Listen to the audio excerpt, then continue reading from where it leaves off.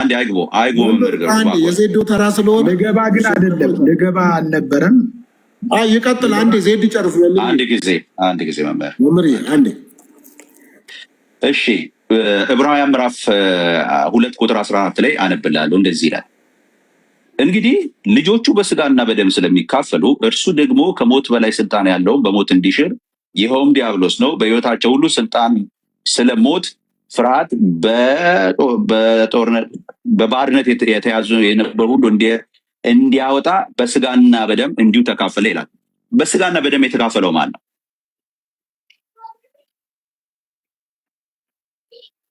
ሚውት ነህ። ኢየሱስ ክርስቶስ የአብርሃም ዘር ነው ማለት ነው። ኢየሱስ ክርስቶስ አዎ የአብርሃም ዘር ነው። ክርስቶስ በስጋ መጣ፣ ከሁሉም በላይ ሆኖ የተባረከ አምላክ ነው እኮ ይላል እኮ ሮሜ ምዕራፍ በአንተ ዘርና በአብርሃም ዘር መካከል ልዩነት አለ። አልገባኝም። በአንተ ዘርና ሰው ነህ አይደል? የአንተ ዘር አለ። በአንተ ዘርና በአብርሃም ዘር መካከል ልዩነት አለ። ክርስቶስ ከመንፈስ ቅዱስ ተጸንሷል፣ እኔ ከመንፈስ ቅዱስ አልተጸነስኩም። ስለዚህ የአብርሃምን ዘር አልያዘም ኢየሱስ ማለት ነው። ማን ያለ? በአንተ ዘርና በአብርሃም ዘር መካከል ልዩነት አለ ወይ? የጠየቁት ስለ ኢየሱስ አይደለም። ይኸውልህ መልስህ ራሱ ተመልከት። ሌላ ቦታ ነው ያለው መስፍኔ፣ ያለው ሌላ ቦታ ነው። እኔ የጠየቁት ጥያቄ በአንተ ዘርና በአብርሃም ዘር መካከል ልዩነት አለ ወይ? በአንተ ዘር እኔ አንተን ያልኩህ በአብርሃም ዘር መካከል ልዩነት አለ ወይ? እሺ አዳምጠኛ። የያዘው የአብርሃምን ዘር ይዟል። አዎ ይዟል። ክርስቶስ ጥያቄ ስለ ኢየሱስ አይደለም። ስለ ኢየሱስ አልጠየቁህም። በአንተ ዘርና በአብርሃም ዘር መካከል ልዩነት አለ ወይ? ስለ እኔ ከሆነማ እኔ የአብርሃም ዘር ነኝ እኮ አልኩ። በቃ የአብርሃም ዘር ነህ። የአብርሃም ዘር የሆንከው በምን የተነሳ ነው?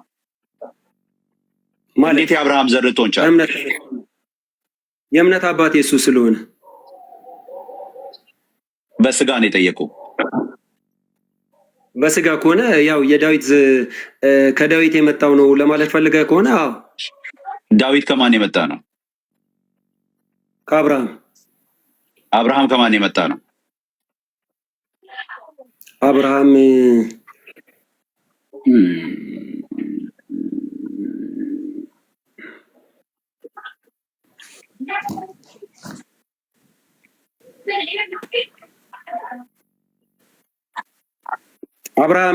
ቤተሰቦቹ ጣዖት አምላኪ ስለነበሩ ስማቸው ለጊዜው አላወቅኩትም። አብርሃም ከማን የመጣ ነው?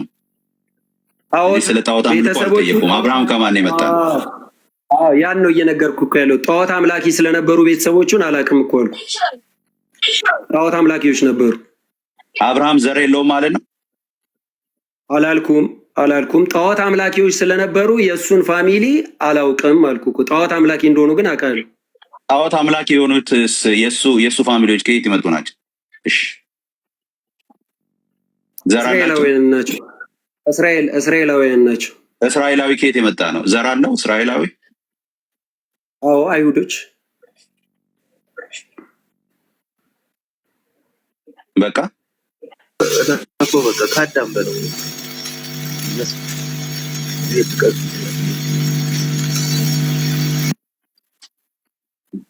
የአንተ ዘር ከየት የመጣ ነው ያልኩህ። የአንተ ዘር ከየት የመጣ ነው? ሁሉም እኮ የአዳም ዘር ነው። አሁን አጠያየቀ እንደዛ ከሆነ ዋና ምንጩ እኮ የአዳም ዘር ነው። ኦኬ፣ ስለዚህ በስጋ መምጣቱን ከአብርሃም ለማሳየት ነው እንጂ ሁሉም የአዳም ዘር ነው ማለት ነው አይደል? ሁሉም የአዳም ዘር። ኢየሱስ በስጋ የመጣው ተስቦ ሲሄድ አዳም ጋር ይሄዳል ማለት ነው አይደል? ሁለተኛው አዳም ማለት ነው አይደል? ከዳዊት የዳዊት ዘርን ይዟል ነው የሚለው ከዳዊት። ስለዚህ ዳዊት ከአየር ላይ አልመጣም። ዳዊትም ከአዳም የመጣ ነው አይደል? የትኛውም ሰው እኮ ምንጩ አዳም ነው። ኦኬ፣ በጣም ቆንጆ። ማርያም ከአዳም ዘር ነች? እመቤታችን ቅድስት ድንግል ማርያም ስንት ጥያቄ ነው ግን የሚጠይቀኝ ሰውዬ? እኔ አልገባኝም። እስካሁን ድረስ አንዱ ላይ ነው ገና ያለ ነው። አንዱ ላይ ነው። አንድ ላይ አይደለም ያለው። ሁለተኛው ጥያቄ ይኸውልህ፣ የመጀመሪያውን ጥያቄ መልስ፣ አሁን ሁለተኛው ላይ ገባው። እስካሁን ዕብራውያን ምዕራፍ 2 ቁጥር 14 አንስቼ እየጠየቀ አይደለም ከ5 ጥያቄ በላይ ነው። አሁን የመጨረሻ ነው የምመልስልህ ይሄንን ማለት ነው። ስለዚህ ምንድን ነው ጥያቄ? ኧረ ገና ስላልመለስክ እኮ ነው እዛ ድረስ ሄድ ነው እንጂ እኮ ዕብራውያን ምዕራፍ 2 ቁጥር 14 እየጠየቁ ነው። ዳዊትን ሄድን።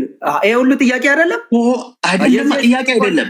አንተ ስላልመለስክ ነው። ይኸውልህ እስካሁን ያለ ነው ዕብራውያን ምዕራፍ 2 ቁጥር 4 ቁጥር 14። ምንድን ነው ጥያቄ? ጥያቄ አልገባም እንዴ? መቼ ተጠየቅና መቼ አልተጠየቅም እኮ ስላልመለስክ ነው እዛ ሄድከው። ኦኬ። ስለዚህ ማርያም የአዳም ዘር ነች። ማርያም የአዳም ዘር ነች። የሁሉም የዘር ምንጭ አዳምና ሔዋን ናቸው። አለቀ በቃ። ዳግም የአዳም ዘር ከአዳም ዘር ይበልጣል በዘርነት። ያረ ጥያቄን አንዴ ስማ። በዘርነት የአዳም ዘር ከአዳም ዘር ይበልጣል። በነገራችን ላይ ኢየሱስ ክርስቶስ ከመጣ በኋላ ከአዳም ዘርነት ይበልጣል ወይ? በዘርነት አዎ እኮ አስረዳሃለሁ። ዝም ብለህ ሚዩት አድርገው። አዳም ከእግዚአብሔር ጋር ተዋህዷል? መልስ ስጠኝ።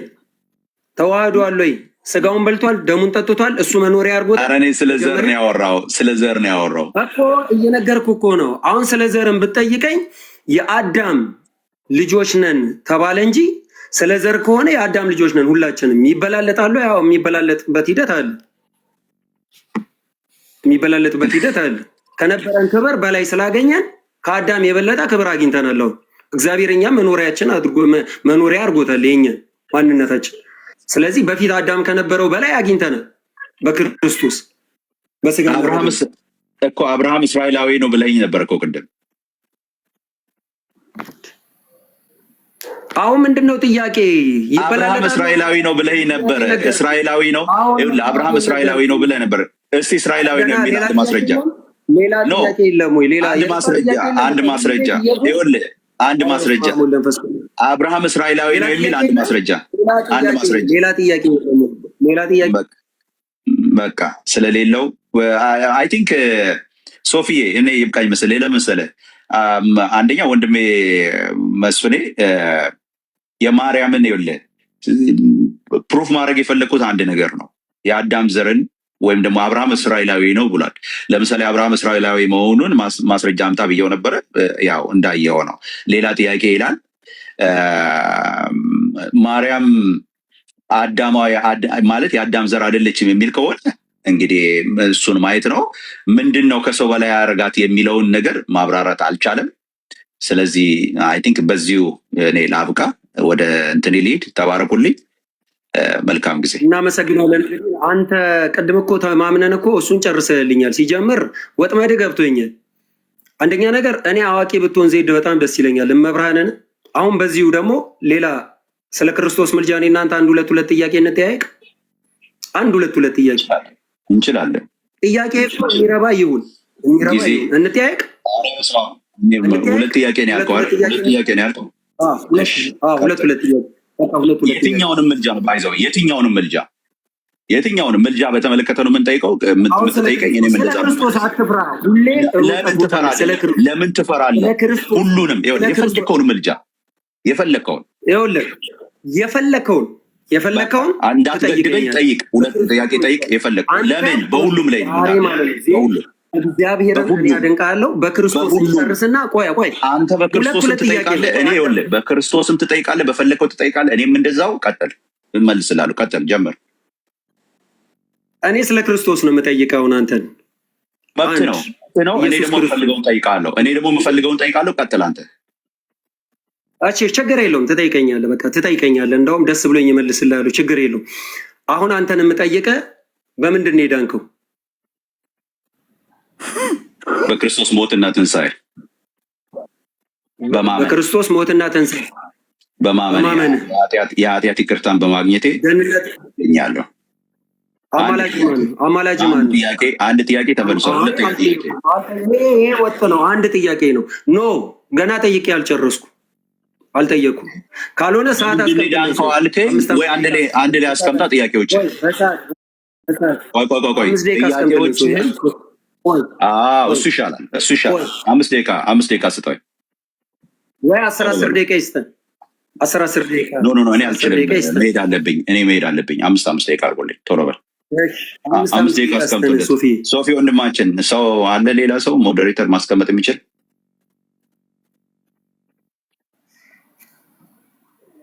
7 ደቂቃ አድርግለት። 7 ይሻላል። 7 ደቂቃ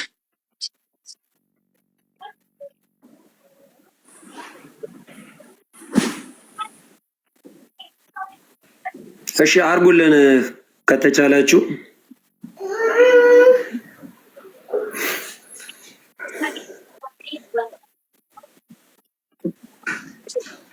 ወይ አንድ ሰው መያዝ የሚችል ሰው ካለ ያዝልን፣ ችግር የለው። እኔ እዚህ ላይ እንዴት እንደሚደርስ ስለማላውቅ ነው። እሺ መልካም፣ አንዳቸው ያዙልኝ። ከ41 ነው በቃ ጀምሬያለሁ። እሺ በክርስቶስ ምልጃ ምን አገኘ? በክርስቶስ ምልጃ ምን አገኘ? በክርስቶስ ኢየሱስ ምልጃ የዘላለም ኢየሱስ ክርስቶስ በዮሐንስ ወንጌል ምዕራፍ 16 ላይ ምዕራፍ 17 ላይ አንድ ጊዜ የጠየቀኝ ጥያቄ መመለስ ስላለብኝ አንድ ጊዜ ተረጋጋ። ምን አገኘ ነው? ጥያቄ ምን አገኘ? ዝም በያች። ምን አገኘ ነው?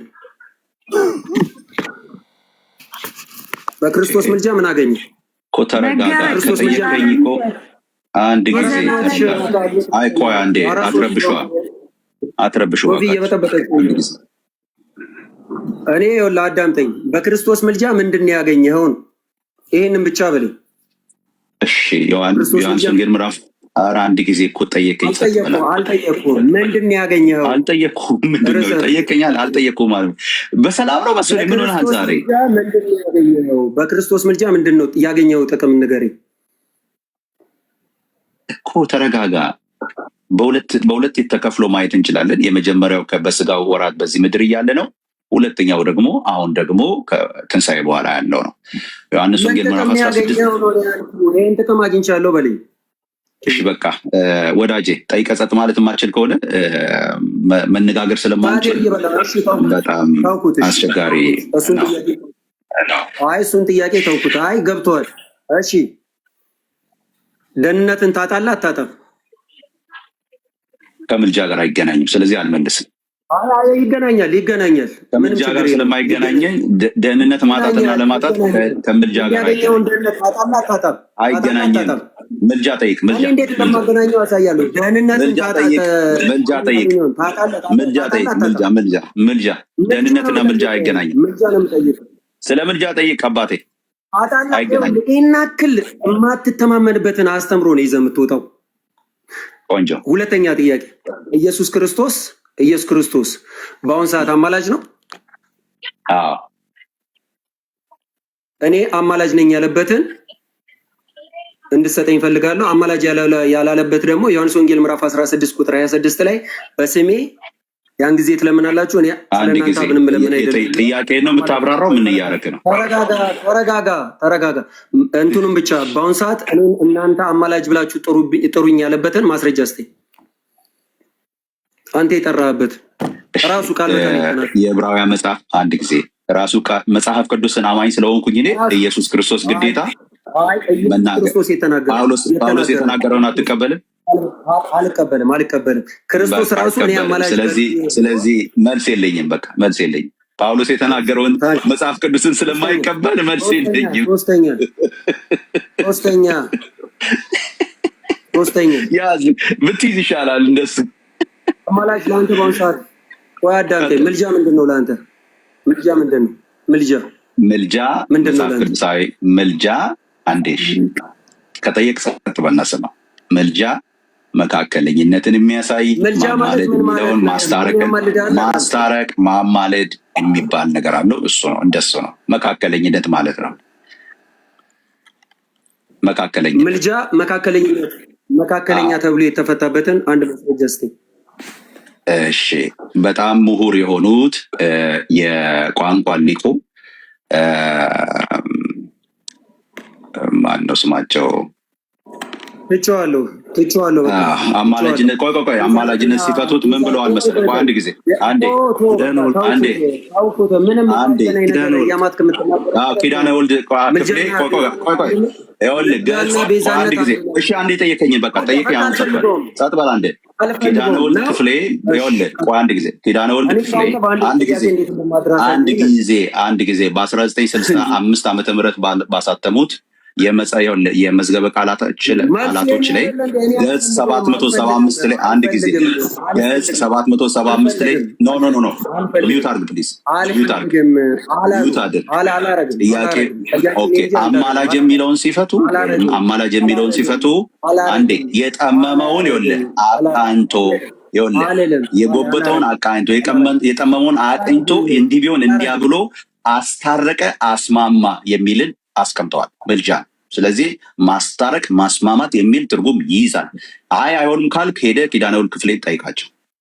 እንዲህ ሽንተን ነው ማመጣው፣ በየሰው ቤት እየገባው እንዲህ ሽንተን ነው ማመጣው። አየህ አሁን ቤዛና ምልጃ አንድ ነው። ቤዛነትና ምልጃነት አንድ ነው። ኦኬ ቤዛነትና ምልጃ ይኸውልህ፣ ቤዛነትና ምልጃ አንድ ነው አንድም አይደለም። አንድ ነው ስንል ሰውየው ምን ሆኗል? ስማ ታዲያ ከጠየቅ ሶስት ነገር ነው እንዴ? ምልጃና ቤዛነት አንድ ነው ወይ ነው ያልኩህ። የጠየቅኩህ እንዴ ስማ ከጠየቅ አይደለ? ስማ አልሰማህም። ምርጫ ነው የሰጠው። አንድ ደቂቃ አልሰማህም። አንድ ነው ወይስ አይደለም? ኧረ በስመ አብ። አንተም ቾክ ይዤ እንደው ማርያምን ሙሉ መዋዕለ ሕፃናት ማስጠናት ይሻላል። የጠየቅኩህ ጥያቄ እኮ ቀላል ጥያቄ። ምልጃና ቤዛነት አንድ ነው ወይ? አንተው ራስህ እየመለስክ ነው ወይ? ሳጥል በል ሶፊ ይቅርታ አድርግልኝ። ከዚህ ጋር ልወያይ ይቅርታ አድርጉልኝ። ማርያምን ከአንተ ጋር ነው ቁጭ ብለህ ተማራ። አንተ ማርያምን ምንም አታውቅም። መስፍኔ አንተ ራስህ አታውቅም። አንተ በምንድን ነው የምታውቀው? እስኪ አንተ አንድ ነገር እኮ የምታስወራ አንዴ ማለት ኃጢአት አይደለም።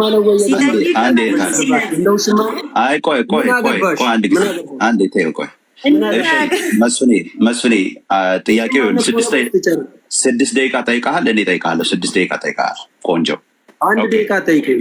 አንድ ደቂቃ ልጠይቅልህ። በቃ ይሄ ነው እንግዲህ፣ ይሄ ነው አየህ፣ እፍርት ማለት ይሄ ነው፣ ውሸታምነት ይሄ ነው አየህ። ቃልን ታጥፋለህ። ይሄ የክርስቲያን ባህሪ አይደለም። አንድ ናቸው እለዋለሁ። የባጤ ቆጡን ያወራልን መልሴ እኮ እኔ ነኝ የምመልሰው እኮ መብት አለ ወይ? አንድ በእናትሽ አንድ ሰበብ እንዳይሆንብኝ አንድ ምን ሆነሻል? እንትን አድርጊልኝ እንጂ ሰበብ እንዳይሆን በእናት ዳዳ አስወርዳት። እሺ አንድ ጊዜ መስፍኔ ይሄንን የጠየቅኝን ጥያቄ እሱ ብቻ ስለቀረ ኦልሞስት ሰዓት ስላለቀ እኔ መመለስ ይችላለሁ። ምልጃና ቤዛነት አንድ ናቸውም አንድ አይደለውም ብያለሁ። አንድ ናቸውም አንድም አይደለውም። አንድ ናቸው ስንል በክርስቶስ ኢየሱስ ሁለቱም በቃ። ስለዚህ ለዚህ መልስ የለኝም። አላውቅም። በቃ እንደሌላ ወደ ሌላ መልስ የለኝም። ለዚህ ምልጃ ምን እንደሆነ አታውቅም። አትጠይቀኝ። ቤዛነት ምን እንደሆነ አታውቅም። እኔ ደግሞ እጠይቃለሁ 6 ደቂቃ በቃ። መምህር ምን ሆናችሁ ነው ዛሬ ልትንጫጩት? በቃ ጸጥ በሉ አንዴ። በቃ እኔ አሁን ልጠይቅ ነው። በቃ 7 ደቂቃ አለኝ። እኔ እጠይቀዋለሁ። መምህር ግሩም አንድ ጊዜ እባክዎት አንዴ ጸጥ በሉ። በቃ አሁን ልክ ከ48 ነው 7 ደቂቃ ላይ ከ55 ጨርሳ ከ49 ሆኗል። ከ56 ጨርሳለሁ። ቴንኪው መስፍኔ። ክርስቶስ ኢየሱስ በሮሜ መጽሐፍ ምዕራፍ 8:34 እና በዕብራውያን ምዕራፍ 7 ቁጥር 25 ላይ ኢየሱስ ክርስቶስ አማላጅ እንደሆነ ይናገራል። እሱን ትቀበላለህ? በመጽሐፍ ቅዱስ መዝገበ ቃላት ገጽ 58 ላይ ምልጃ ማለት ይልና አንዱ ስለሌላው መለመን፣ እነ ሙሴ በምድር ላይ ሳሉ ስለ እስራኤል ማለዱ። ዘሁልቆ ምዕራፍ 14 ይል ጀመረና ኢየሱስ ክርስቶስ በምድር ላይ ሳለ ማለደ ይልና ሉቃስ ወንጌል ምዕራፍ 22 ቁጥር 31ን ከጠቀሰ በኋላ በስጋ ወራት ጸሎትና ምልጃን አቀረበ ይላል። እንግዲህ ይህንን ተናግሮ ከሄደ በኋላ እንደገና ምን ይለናል መሰላችሁ? ክርስቶስ ክርስቶስ ዘውትር ሲያማልድ በሕይወት ይኖራል ካለ በኋላ ትንሽ ወረድ ብሎ እዛው መዝገበ ቃላቱ ላይ የእርሱ ምልጃ ግን እንደኛ ልመና አይደለም፣ ምክንያቱም ይልና አንድ ጊዜ ራሱን መስዋዕት አድርጎ በማቅረብ ፍጹም ደህንነትን ለምዕመናን አስገኝቶላቸዋል ይላል። ሁለተኛው ደግሞ በአብ ዘንድ ስልጣንን ሁሉ በመቀበል በአብ ቀኝ ተቀምጧል። አንድ ጊዜ እንደዚህ ነው። ለሌላ አይቻልም። መልስ እየሰጠው ነው። ማርያምን ሶፊ ሲሪየስ የሆነ መልስ ነው። ቆይ አልፈልግም። አንተ እኮ እስካሁንም እኮ እንደዚህ እኮ እድል አልሰጠኝም። በቃ አልኩ። 2 ደቂቃ ጠብቄ እኮ በቃ አልኩ። አዳም ቅድም እምቢ ብለህ እንዳወራ አወራ። 7 ደቂቃዬን በዚህ እኔን አላናገር ብለህ አንተ 7 ደቂቃዬን በዚህ ልትወስድ እውነተኛ መልስ ነው እየሰጠው ያለው። ስለዚህ ሮሜ 8:34ን ምን ይለዋል? ስልጣንን ሁሉ በመቀበል በአብ ቀኝ ተቀምጧል። ኧረ እባክህን በቃ እኮ ካልኩ በቃ አንዴ በቃ ካልኩ በቃ ጊዜን አትፍጅብኝ። በቃ ሁለትን ቆይ ተረጋጋ። ምን ብሎ ያስቀምጣችኋል? በአብ ቀኝ ምክንያቱም ምን ይላል? አንድ ጊዜ ራሱን መስዋዕት አድርጎ በማቅረብ ፍጹም ደህንነትን ለምዕመናን አስገኝቶላቸዋል። ሁለተኛ ለይልና እንደገና 15 ደቂቃ ልስጥ ሁሉ በመቀበል ቀደመ። ይሄን አይደለ እንደ አንተ ስታሸግር ነበር። 15 ደቂቃ እየመለስኩ ነው። አንተ እየተደናበርክ ነው እኮ። አይ ለአንድ ጥያቄ 15 ደቂቃ ውሰዳ። እኔ መቼ ጠየቁ መለስ? አንተ ዝም ብለህ እኮ ነው የምትተረተረው እኮ። እኔ መቼ ጠየቁ መለስ? የጠየቁ ጥያቄ ምንድን ነው? እኔ ወይኔ ሰውዬ አሁን ይላል እየጠየቁ አሁን ይላል። አንተ እኮ ምልጃና ቤት አሁን ይላል። ኦኬ ስለ እነርሱ ሊማልድ ቆይ፣ ስለ እነሱ ሊማልድ ዘወትር በሕይወት የሚኖረው ማን ነው? እሺ መልካም።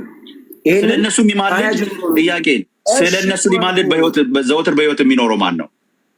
እሺ እነርሱ ያለ መሐላ ካህናት ሆነዋል ይላል ዕብራውያን 7። ስለ እነሱ ሊማልድ በሕይወት የሚኖረው ማን ነው? እኔ አስረዳሃለሁ። እኔ መስፍን ነኝ። ስለ እነሱ ሊማልድ ይላል። ስለ እነሱ ሊማልድ ዘወትር በሕይወት የሚኖረው ማን ነው? አዳምጥ እኮ መልስልሃለሁ። ጥያቄው ያንተ አይደለ፣ መልሱ የኔ ነው።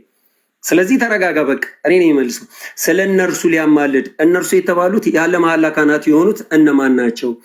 የሌዊ ልጆች ከአሮን አንስቶ እስከ ዘካርያስ የነበሩት ያለ መሐላ ናቸው ይላል ቁጥር 20 ላይ። ቁጥር 21 ላይ ደግሞ ስንሄድ እርሱ ግን እንደ መልከ ጼዴቅ ሹመት ዘላለም ካህናት ማን ነው? ስለነሱ ሊማልድ እኔ ያረሱን ማብራሪያ አልፈለኩም። ስለነሱ ሊማልድ በዘወትር በሕይወት የሚኖረው ማን ነው? የተፈጸመ ምልጃ ነው። ዘወትር በሕይወት የሚኖረው ስለነሱ ሊማልድ። ቆይ ስለነሱ ሊማልድ ዘወትር በሕይወት ይኖራል የተባለው ማን ነው? ስለነሱ ሊማልድ ካህናት ስለሆኑ። ኧረ እባክህን ስለነሱ ሊማልድ ዘወትር በሕይወት ይኖራል የተባለው ማን ነው? የተባለው ማን ነው? ስለነሱ ሊማልድ የተባለው ማን ነው? እኔ ቤት ስከፍት ናና ስለነሱ የተባለው ስለናንተ ተብሎ አልተባለም። ይሄ ዝም ብሎ ነው። በኢየሱስ ስም በቃ ጸጥ በል። በቃ ስለነሱ የተባለው ይኸውልህ፣ በቃ ተው በቃ የማታውቀውን ነገር አትጠይቅ። አንድ ጊዜ በቃ ተው የማታውቀውን አትጠይቅ። ስለነሱ ስለአንተ ተብሎ አልተጻፈም። በቃ ተው በኢየሱስ ስም። ጌታ ኢየሱስ ምን አይነት ሰው ነው? የማታውቀውን አትጠይቅ። እሺ ሶፊዬ ጌታ ኢየሱስ ይባርክ። ይሄ በጣም እንትን አሮጋንት የሆነ ሰው ነው። ባይ ተባረኩ። ዝም ብሎ ሰው ነው። ጌታ ኢየሱስ ይባርካችሁ። ባይ አንተ ዝም ብለህ ነው ሶቤት ምትዞረው። ማርያምን ምንም አድርጉ በቃ